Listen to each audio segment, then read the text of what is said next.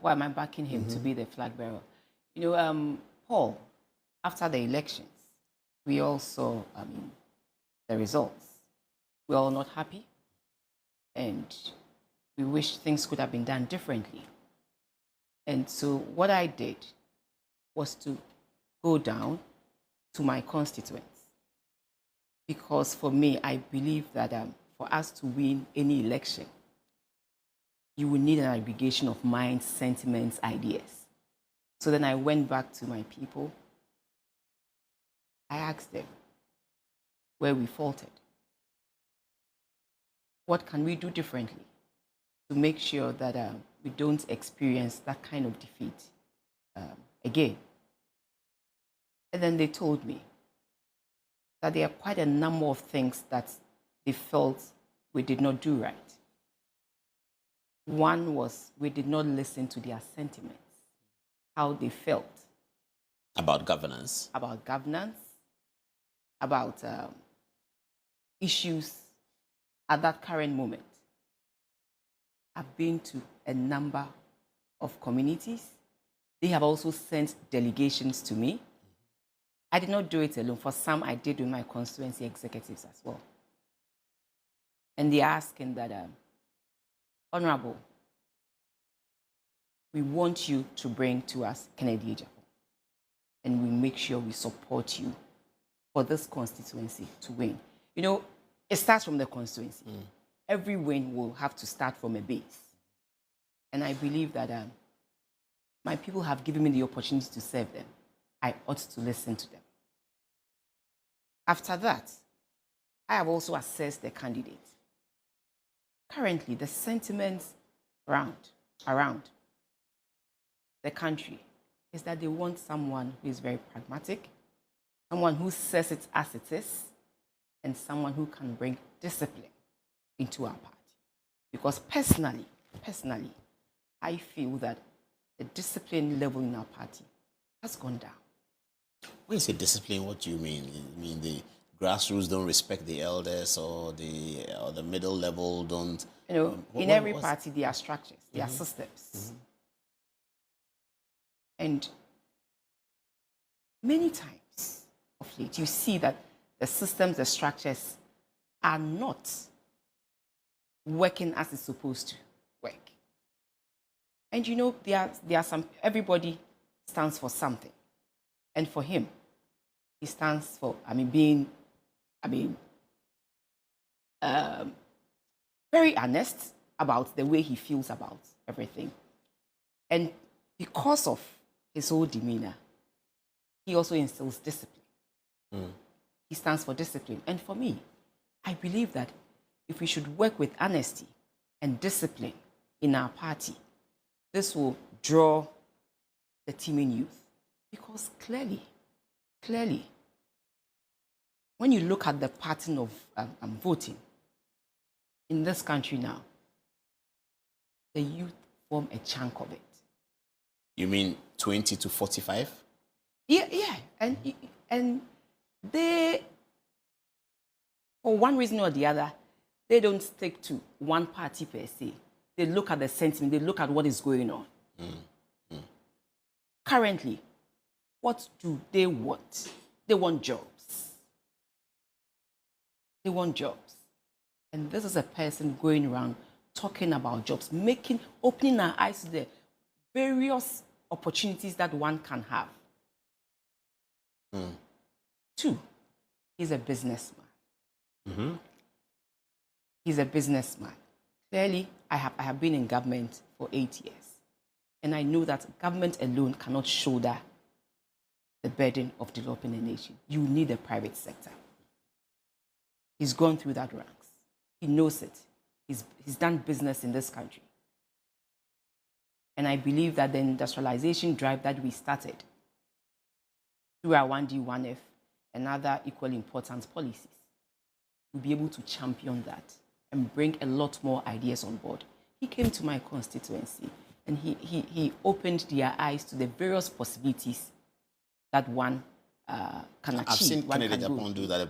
He holds a bottle and says, he brought this bottle coconut, could have been done here. He brought cassava, and, you know, these things they were talking about it. Oh, Madam Udim said, Honorable say, ye bet me de Kubea Chaku.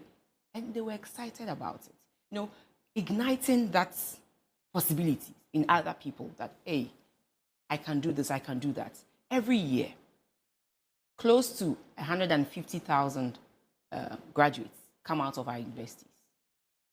Government alone cannot shoulder them. Look at the compensation budget for governments now. More than 90 billion. How much of the revenue do you raise? And that is why I believe that this time the sentiment on the ground is that we need someone who will create jobs, someone who is pragmatic and can instill discipline. And for me, he stands tall in that regard. And that is why I would want to urge the youth, the delegates, and all of us to give him that chance. I'll be asking you about whether he has any negatives, because some people have pointed to a few things. But before that, when we say that Kennedy Agyapong is able to redeem all of these things with his acumen for entrepreneurship and all of that, it makes it quite simplistic. Does it mean we have been on the wrong path for the last nearly 70 years? That Kufuor's 8 years, we didn't... I mean, we are now suddenly finding somebody who has the magic wand. I said that he's going to build on what the NPP government did. Yeah, you mentioned 1D, because 1F, there's the 1D, 1F and other opportunities that were given to businesses. But I believe that where he's coming from, with that background, you know, everybody comes with a plus from his or her background. I come with a plus from my background to the Public Accounts Committee. And so for me, that background that he has, he's done it before. He has various businesses around. And sometimes I listen to people, na cold store, na this, na that. But you must start from somewhere and replicate that idea on a bigger scale, which is the nation. And for someone who has been able to sustain certain businesses for this while, given that opportunity, given that support with the people around him and the party, I strongly believe that he can do that for the nation. That he's a currently, candidate, yeah. Where we are, we need jobs. And consistently, that is what he's showing us. He's opening our eyes to the various opportunities. But then you need a bit of that support from government to enable the private sector also create that wealth that we are looking for to make sure it happens. That is what the youth are calling for, jobs. And a candidate has shown us through his own experience and through what we believe he can do and to make that possible for us. Let's give him that chance. That's quite interesting. Let's talk about what people have pointed to as Kennedy Agyapong's negatives. Atachian was once heard saying that Kennedy Agyapong cannot represent Ghana effectively at the United Nations. Some have said he doesn't look presidential, that he's not a presidential material, that he doesn't have sufficient PhD in economics or in something, he's not a big lawyer, and he doesn't fit the bill of a former Ghanaian president, Kwame Nkrumah, Buzia, Lehman, Rawlings. Well, I don't know how Rawlings fits into what I'm trying to say, but yes, Rawlings, perhaps that gives Kennedy Agyapong a certain line to toe that he's the next Rawlings. But yes, so people think generally all the presidents up to Rawlings, jump Rawlings to Kufuor, Professor Mills, John Mahama, Nana Akufo-Addo. But if you take Rawlings out, Kennedy Agyapong does not fit into this bill. When you say fit, that's what they are saying. What do you he's mean not presidential. What do you mean by all of fit? these names, take Rawlings out again. All of these names are some presidential. It is not about names. Now it's about who can get the work done, who can bring the results we are looking for. That is all they are asking for, and that is what they are looking for. It is not about names. Or appearances and disposition. Let me tell you this, that in the Bible, it says God uses the foolish things of this world to confound the wise. Yeah, you may not see him as what you put as presidential, but if it is him God wants to use, nobody can. You're convinced God wants to use him at this time? I believe that we have cried unto our God.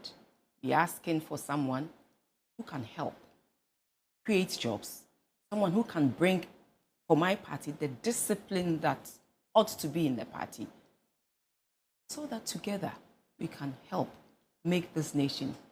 We build on what the Akufo-Addo government did, which I was part, and to make Ghana shine and rise above what it is now. Let's take text messages from Anziba, our social